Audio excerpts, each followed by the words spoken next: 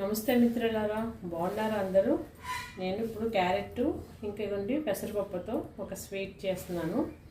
చూడండి, ముందుగా నేను దానికోసం కొంచెం ప్యాన్లో గీ వేసుకుంటాను. దీంట్లోనే కొంచెం ఈ పెసరపప్పు ఒక హాఫ్ కప్పే తీసుకున్నాను. దీన్ని ఎర్రగా వేయించుకుందాము ఫస్ట్ మనం.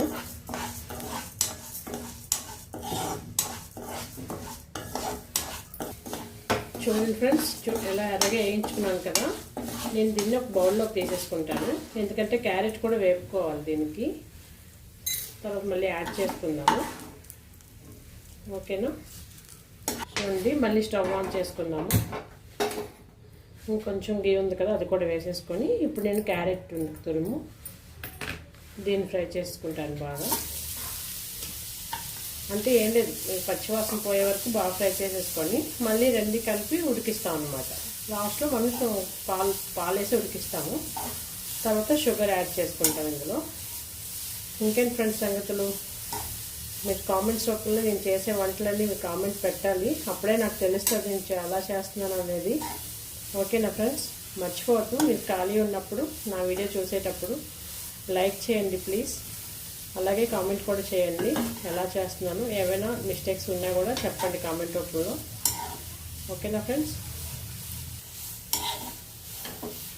ఇలా వేపుకోవాలి బాగా, కొంచెం మెత్తబడే వరకు. కలర్ చేంజ్ అవుతుంది, కొంచెం మగ్గే వరకు మనం ఫ్రై చేసుకుంటే పచ్చివాసన లేకుండా ఇంకా స్వీట్ చాలా బాగుంటుంది.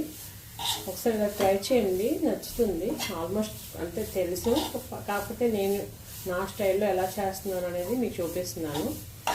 నేనైతే ఇది ఒక్కొక్కసారి శుక్రవారం పూట అమ్మవారికి పెడతాను నైవేద్యంగా. ఈరోజు ఆల్రెడీ ఫ్రైడే, అందుకని చేస్తున్నాను. నేను ఒక్కోసారి పర్వాణం అలా అమ్మవారి శుక్రవారం అంటే ఏదో ఒకటి స్వీట్ చేసి పెట్టడం అలవాటు. సేమియా కానీ అలాంటివి పెడుతూ ఉంటాను.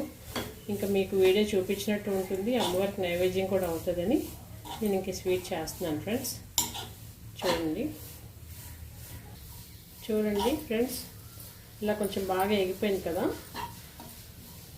ఇప్పుడు దీంట్లో మళ్ళీ మనము ఈ పెసరపప్పు ముందుగా అయిపోయింది కదా, అది కూడా యాడ్ చేసేసుకుందాం. అలాగే దీనికి సరిపడా మిల్క్ని కూడా యాడ్ చేసేసుకుంటున్నాను. ఒక 2 కప్స్ పడతాయి, ఉడకాలి కదా.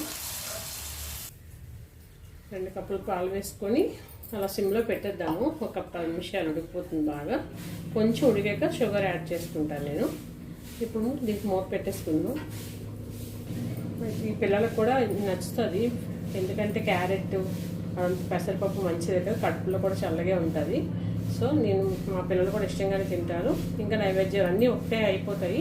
చూడండి, మూత పెట్టేసుకొని ఒక 10 నిమిషాలు సిమ్లో ఉడికించేసుకున్నాం. ఉడికిన తర్వాత షుగర్ యాడ్ చేసుకున్నాం. ఒకసారి చూద్దామా? చూడండి, చక్కగా ఉడుకుతుంది కదా.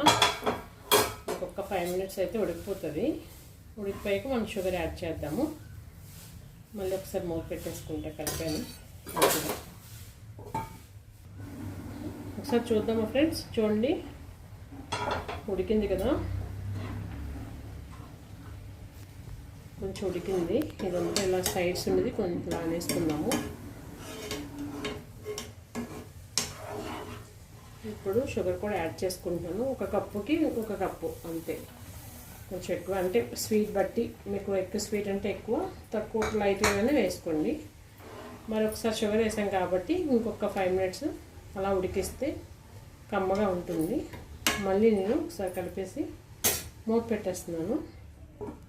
ఇద్దామా? చూడండి, చక్కగా ఉడికిపోయింది. చాలా బాగుంటుంది, చాలా టేస్టీగా ఉంటుంది. నాకైతే చాలా నచ్చుతుంది ఇది. మెయిన్ క్యారెట్ పెసరపప్పు అన్నీ మంచివే. ఓకేనా? ఇందులోనే ఇప్పుడు ఇలాచీ కూడా యాడ్ చేసేసుకుంటాను. ఇంకొక 2 మినిట్స్ అంతే. బౌల్లో సర్వ్ చేసేసుకుందాము. అలా ఇంకా చిక్కగా దగ్గరగా కూడా చేసేసుకోవచ్చు. కొంచెం చూసుకోండి, అంటే మీకు ఎలా నచ్చుతుందని ఒకసారి చూడండి. నేనైతే ఇంకొంచెం దగ్గర అవనిస్తాను, కొంచెం పాలు ఎక్కువైనట్టు అనిపించింది. ఇంకొంచెం ఉడికాక సర్వ్ చేసేసుకున్నాం. క్యారెట్ పెసరపప్పుతో చాలా బాగుంటుంది. చూద్దామా ఒకసారి? చూడండి, అయిపోయింది ఆల్మోస్ట్. అయితే ఇది చేసేటప్పుడు అలా పాలు వేస్తాం కదా, ఇలా చుట్టుపక్కలంతా ఒక్కొక్క మధ్య మధ్యలో అనుకుంటుందండి. అదే చాలా టేస్టీ ఉంటుంది. కోవా టైప్లో వచ్చేస్తుంది మనం ఉడికేసరికి దగ్గరగా.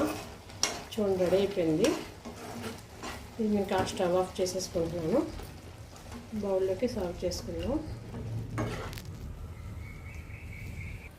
చూడండి ఫ్రెండ్స్, రెడీ అయిపోయింది క్యారెట్ ఇంకా పెసరపప్పుతో. ఇందులో కొన్ని క్యాష్యూ నట్స్ గార్నిష్ కోసం వేసుకుందాం. ఇంతే, చాలా సూపర్గా ఉంటుంది. మీకు ఒకసారి ట్రై చేయండి, నచ్చుతుంది మీకు. నా ఛానల్ కానీ మీకు నచ్చినట్లయితే సబ్స్క్రైబ్ చేయండి, షేర్ చేయండి, ఇంకా లైక్ చేయండి ఫ్రెండ్స్. నమస్తే ఆల్.